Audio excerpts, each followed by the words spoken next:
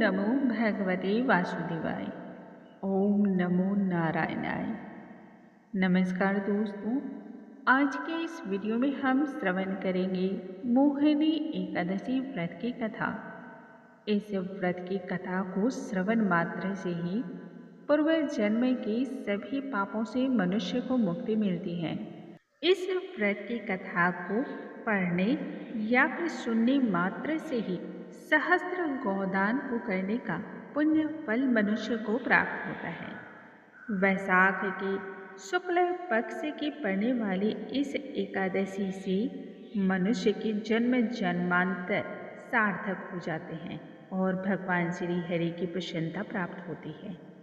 मोहिनी एकादशी का व्रत वैशाख मास के शुक्ल पक्ष की एकादशी को रखा जाता है।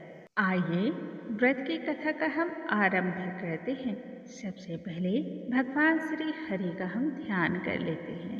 ओम नमो भगवते वासुदेवाय। युधिष्ठिर ने भगवान श्री कृष्ण से एक बार पूछा, हे जनार्दन, हे मधुसूदन, वैशाख मास के शुक्ल पक्ष में जो एकादशी आती है उसे किस नाम से जाना जाता है एवं इस एकादशी को करने से मनुष्य को किस प्रकार के फल की प्राप्ति होती है और उसको करने की विधि क्या है।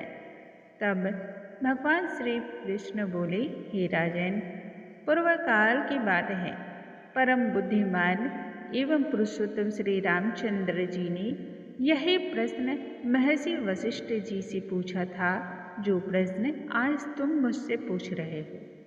तब भगवान श्री राम ने कहा, हे भगवान, हे मुनिवर, ऐसा कोई व्रत, ऐसा कोई आप उत्तम महात्म्य बताएं जिसको करने मात्र से ही मनुष्य के सभी पापों का क्षय हो जाए, समस्त दुखों का निवारण हो जाए।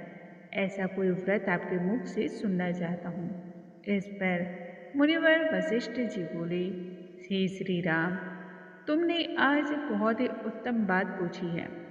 मनुष्य तुम्हारा नाम लेने से ही सभी पापों से शुद्ध हो जाता है, तथापि लोगों के हित की इच्छा से मैं पवित्रों में भी पवित्र उत्तम व्रत का वर्णन आज तुमसे कहूँगा। वैशाख मास के शुक्ल पक्ष में जो एकादशी होती है उस एकादशी को मोहिनी एकादशी के नाम से जाना जाता है।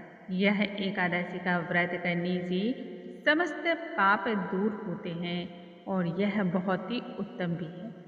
इस व्रत के प्रभाव से ही मनुष्य संपूर्ण मोह माया के जाल से मुक्त होता है तथा बड़ी से बड़े पातक या पाप से भी वह मुक्त हो जाता है।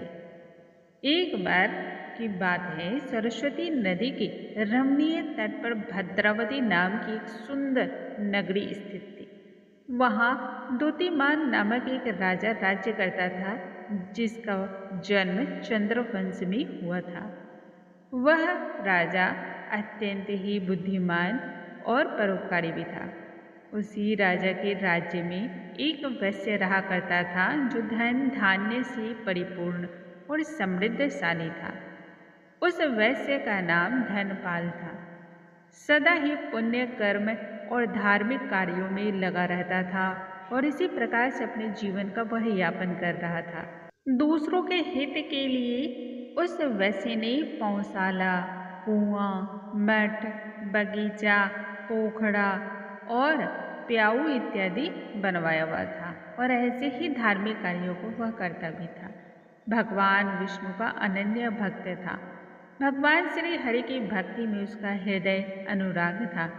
सदा ही शांत एवं प्रसन्न मुद्रा में रहता था। उस वैश्य के 5 पुत्र थे, सुमना, द्युतिमान, मेधावी, सुकृत तथा धृष्ट बुद्धि। धृष्ट बुद्धि उसका 5वां पुत्र था। वह सदैव बुरी से बुरे कार्यों में ही लिप्त रहता था। हर प्रकार के पाप कर्म करता था। जुए और मद आदि के व्यसनों में उसकी बड़ी आसक्ति थी। वह वैश्याओं से मिलने के लिए सदैव ललायित रहता था। उसकी बुद्धि ना तो देवताओं के पूजन में ही लगती थी, ना ही पितरों की तर्पण और दान धर्म के लिए लगती थी, ना ही ब्राह्मणों के सत्कार में और ना ही किसी भी प्रकार के धार्मिक कार्यों में ही उसका मन लगता था। वह दुष्ट आत्मा अन्याय के मार्ग पर चलकर पिता के धन को बर्बाद कर रहा था। एक दिन की बात है, वह वैश्या के गले में बाहें डालता हुआ चौराहे पर घूम रहा था। तभी उसके पिता ने देख लिया और उसे इस बात से बहुत अधिक पीड़ा हुई कि उसका पुत्र गलत संगत में रह करके धन का बर्बादी कर रहा है, धन को व्यर्थ में खर्च कर रहा है। इसी कारणवश पिता ने उसे अपने घर से निष्कासित कर दिया। इसके साथ ही बंधु बांधवों ने भी उसका परित्याग कर दिया। अब वह दिन रात दुखी रहा करता था, शोक में डूबा हुआ और कष्ट उठाता हुआ इधर उधर भटकने लगा। इसी प्रकार से धृष्ट बुद्धि का समय व्यतीत होता रहा और समय के साथ साथ उसकी पीड़ा भी बढ़ती गई। एक दिन की बात है, ना जाने के सब पुण्य प्रताप की वजह से वह एक महर्षि के आश्रम में जा पहुंचा। महर्षि कौंडिन्य का आश्रम था। वह वैशाख का महीना था। तपोधन कौंडिन्य उस समय गंगा जी में स्नान करके आए हुए थे। धृष्ट बुद्धि शोक के भार से पीड़ित होकर के मुनिवर कौंडिन्य के पास गया और मुनिवर के पास हाथ जोड़ करके खड़ा हो गया। साथ ही बोला, हे ब्राह्मण, हे द्विज श्रेष्ठ, मुझ पर आप दया करें। मैं बहुत अधिक पीड़ा में हूँ और अपने जीवन का मेरा तो कोई लक्ष्य ही नहीं है। हे मुनिवर, दया करके कोई ऐसा उत्तम व्रत बतलाइए जिसको करने से ही पुण्य प्रताप के प्रभाव से मेरी मुक्ति हो, मुझे संपूर्ण पापों और दुखों से मुक्ति प्राप्त हो जाए। इस पर मुनिवर कौंडिन्य बोले, वैशाख के शुक्ल पक्ष में मोहिनी एकादशी नाम से प्रसिद्ध एकादशी आती है। तुम उस एकादशी के व्रत का पालन करो।